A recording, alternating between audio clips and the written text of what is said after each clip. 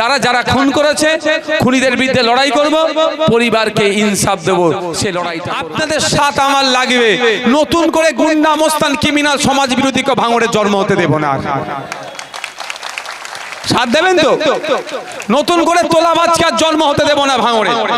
যে কটা তোলাবাজ ছিল তারা আজকে ছাই ছুট হয়েছে, সেই সুযোগে কেউ যদি আবার নতুন করে তোলাবাজের জন্ম দিতে চায়, আমার থেকে আমাদের ভাঙড়ের বাসী তারা কি করবো? আমরা তার বিরুদ্ধে ঐক্যবদ্ধ হয়ে লড়াই সংগ্রাম করব, তাকেও আমরা অঙ্কুরেই বিনষ্ট করব।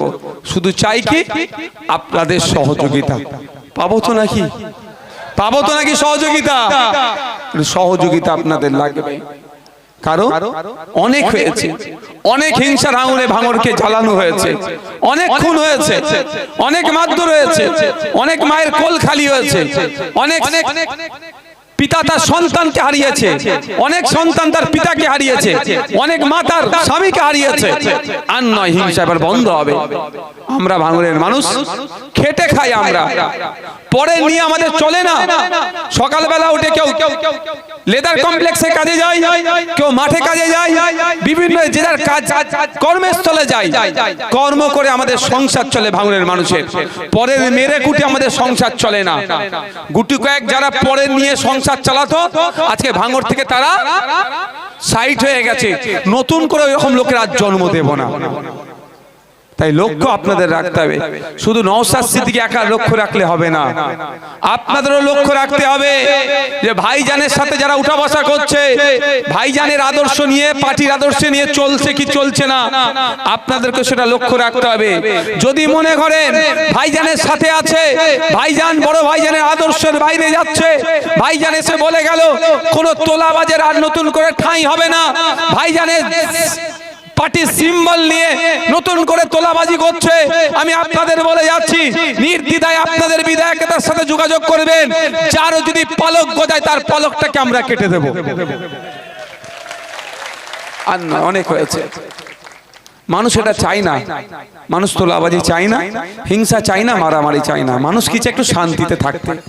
আপনি আপনার বাড়ি করবেন, দলিল আছে, পর্চা আছে, বাড়ির কাগজ আছে, পঞ্চায়েত থেকে পারমিশন করালেন, আবার এখানে বাড়ির সামনে এসে ভিক্ষা চাইবে, ও হবে না। তোলাবাজি বন্ধ হবে। কেন? আমার টাকা কিসের? 500 টাকা ইনকাম করতে গেলে জিভ বেরিয়ে যাবে, 5000 টাকা তুমি দিতে হবে, তুমি বাড়ি করতে দেবে না। যদি আজকের পর থেকে কেউ ডিস্টার্ব করে এই ধরনের, আমাদেরকে জানাবেন, তার বিরুদ্ধে আইনত ব্যবস্থা করব। সেটা আমার ছেলে হতে পারে, পরের ছেলে হতে পারে। আমার নজরে কারো কেউ ডিস্টার্ব করা মানে সে সমাজ বিরোধী, তার বিরুদ্ধে আইনত ব্যবস্থা হবে। আর পার্টির যদি কোনো ছেলে হয়ে যায়, পুলিশ প্রশাসনকে বলবে একে ডবল দিয়ে চাপান, সেকশন একে ডবল দেয়। কারণ মানুষ ভরসা করে আমাদেরকে নিয়ে এসেছে। আবার আর সোর্সের মধ্যে যদি ভুল ঢুকে যায়, তাহলে ডবল সেকশন দিতে হবে না? কি অসুবিধা হবে নাকি? কি অসুবিধা হবে? ডবল সেকশন রেখে বেশি দিন জেলে রাখো, কারণ ভরসাই ভাঙছে। ভরসা করে নিয়ে এসেছেন তো নাকি মায়েরা? আর যদি ভরসা ভাঙে তাহলে ডবল অপরাধ করছে, বলে ডবল সেকশন দিয়ে বেশি দিন জেলে রাখো। জোর গলায় বলে যাচ্ছি, এই জন্যই যে আপনাদের সাথে কোনো অন্যায় আর হতে দেব না। তাই বন্ধুগণ, আপনারা নিশ্চিন্তে থাকবেন। যখন যা সুবিধা অসুবিধা হবে, আমাদের পার্টির নেতৃত্বরা আছে, বুথের নেতৃত্বরা আছে, তাদেরকে বলবেন। বোঝাপড়াতে যদি কোনো অসুবিধা হয় আমাদেরকে বলবেন, আমরা সমাধান করে দেব। আমরা একটা উন্নততর ভাঙড় গড়তে চাইছি, যেই ভাঙড়ে আমরা ওরা কোনো ভেদাভেদ থাকবে না, যেই ভাঙড়ে আইএসএফ ছাড়া পরিষেবা পাবে না, এই ধরনের কোনো প্রশ্নই থাকবে না। আর উন্নততর ভাঙড় গড়তে গেলে শুধু নওশাদ সিদ্দিকী একা পারবে কি? সম্ভব নয়। শুধু আইএসএফ পার্টি একা পারবে? সম্ভব নয়। বা বামেদের সাথ নিয়ে শুধু পারা সম্ভব কি? নয়। ভাঙড়ের প্রত্যেকটা মানুষের সাথ চাই উন্নততর ভাঙড় করতে গেলে। একদিকে লেদার কমপ্লেক্স, একদিকে এখানে চাষবাস আছে, এদিকে আপনার আছে জলকার আছে, সব মিশ্র মিলিয়ে ভাঙড়। তাই ভাঙড়ের প্রত্যেকটা সেক্টরের মানুষ যাতে মাথা তুলে বাঁচতে পারে, নিজের অধিকার নিয়ে বাঁচতে পারে, তার ব্যবস্থা আমরা সুনিশ্চিত করব। তার দিকে আমরা ধাপে ধাপে এগিয়ে যাচ্ছি। সুতরাং কারো কথায় প্রভাবিত হওয়ার দরকার নাই, কারো কথায় প্ররোচিত হওয়ার দরকার নাই। আপনি আপনার অধিকার নিয়ে বাঁচবেন। আপনার সাথে কেউ অন্যায় করবে না, কেউ তোলাবাজি করবে না, না পুলিশি অত্যাচার থাকবে, না রাজনৈতিক দলের অত্যাচার থাকবে। সবটাই নির্মূল হবে আপনাদেরকে সাথে নিয়ে। শুধু চাই আপনাদের একটু সাথ। বন্ধুগণ, বক্তব্য দীর্ঘায়িত করব না। আপনারা যারা এসেছেন, আমি আপনাদের কাছে এখানে উপস্থিত হয়েছেন, আপনাদের বিধায়ক হিসাবে আমি আপনাদের কাছে এসেছি। আপনাদের কারো কোনো অভাব অভিযোগ থাকলে আমাকে জানাতে পারেন, বা কোনো পরামর্শ থাকলে আমাকে জানাতে পারেন। পরামর্শ থাকতেই পারে, উন্নততর ভাঙন করতে গেলে এইগুলো করা দরকার, এই ধরনের পরামর্শ থাকলেও আপনি আমাকে দিতে পারেন, বা অভাব অভিযোগ থাকলে দিতে পারেন। কনসার্ন যে ডিপার্টমেন্ট আছে সেখানে বলে লড়াই করে সমস্যাগুলো সমাধান যেমন করব, সাথে সাথে তৎক্ষণিক যদি সমাধান করা যায় সেটাও আমি করব।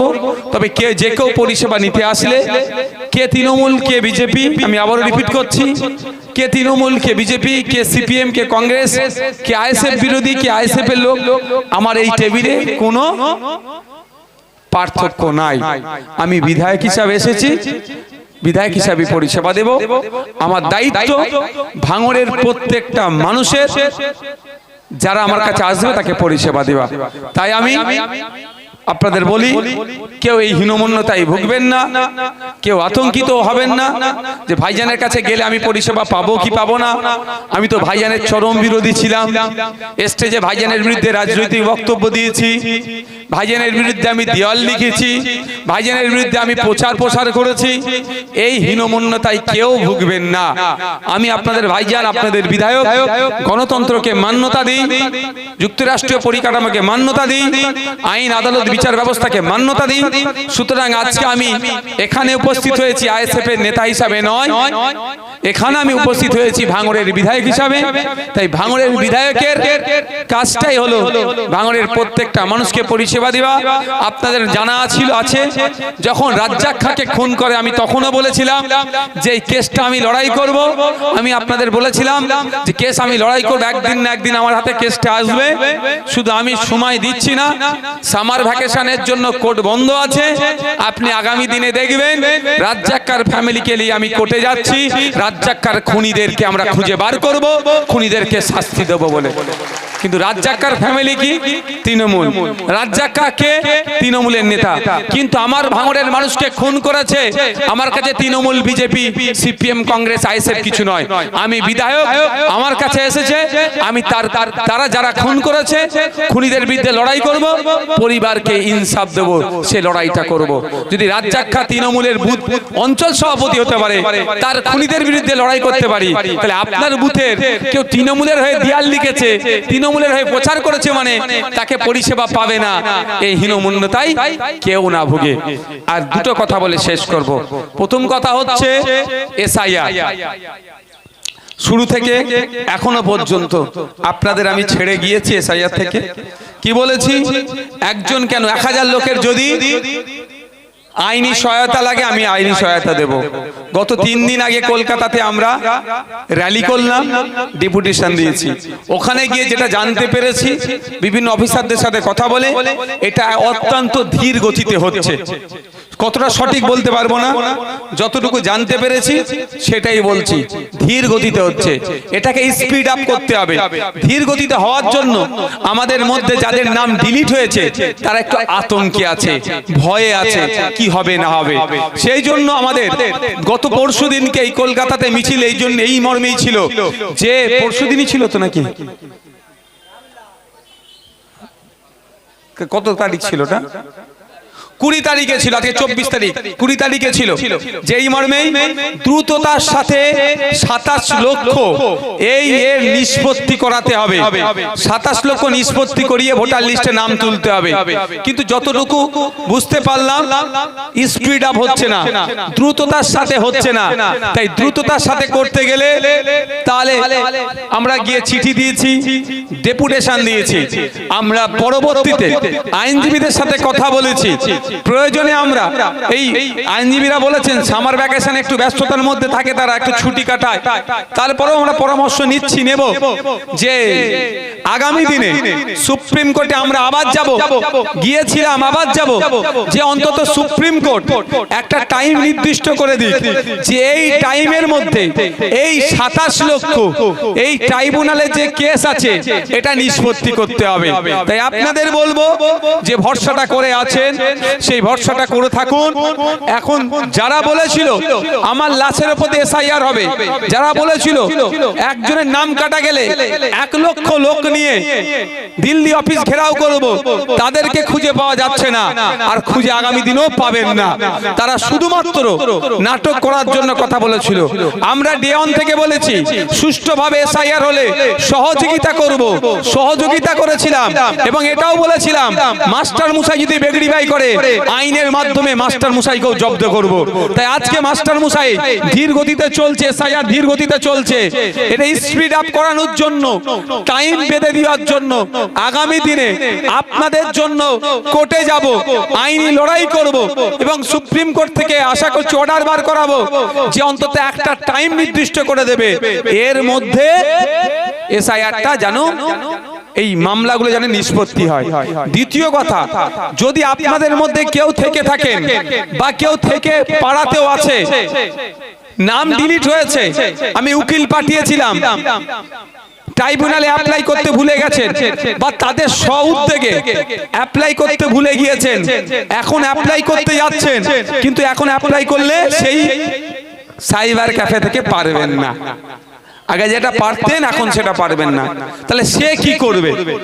এরকম গুটি কয়েক কেস আছে যারা তখন অ্যাপ্লাই করেনি, ডিলিট হয়ে গেছে কিন্তু অ্যাপ্লাই করেনি, তাদের করণীয় কি সেটা একটু শুনে নেন।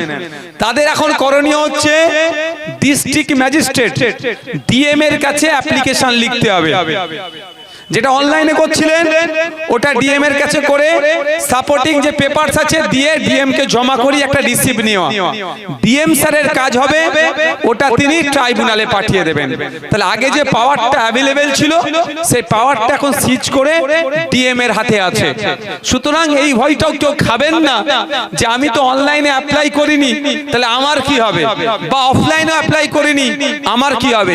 যদি কেউ এই ধরনের থেকে থাকেন কোন জায়গায় অ্যাপ্লাই করেননি, তারা এখন ডিএম এর কাছে অ্যাপ্লাই করলে ডিএম তার পাওয়ারকে এক্সারসাইজ করে সে নামটা ট্রাইব্যুনালে পাঠিয়ে দেবে। আর ট্রাইব্যুনাল মানে বিচার ব্যবস্থা, তো এই বিচার ব্যবস্থার মাধ্যমে এটা সমাধান হবে। তা সেখানেও যদি কোনো অ্যাডভোকেটের প্রয়োজন হয় আপনারা নিশ্চিন্তে থাকবেন, আমরা সেখানে আপনাদেরকে আইনজীবীদের সহযোগিতা করাবো, আইনজীবীদেরকে দিয়ে আপনাদের এই যে বিষয়টা চলছে এসআইআর প্রক্রিয়াকে আমরা শেষ করব।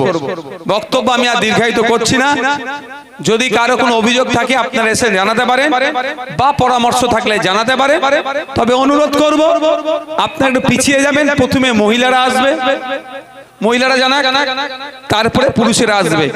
মহিলা পুরুষ সবাইকে বলছি এসআইআর এর জন্য নতুন করে আর বলতে লাগবে না, কারণ এসআইআর এর জন্য অলরেডি বলে দিলাম।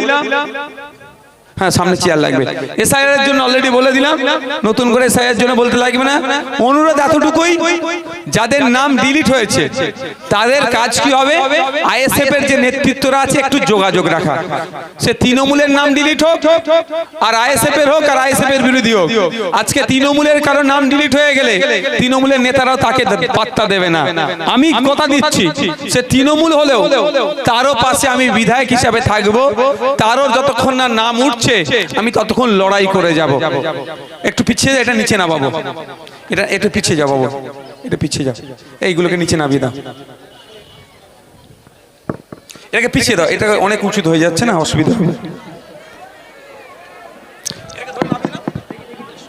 দুটোকে ধরে নামিয়ে দাও, হ্যাঁ দাঁড়াও।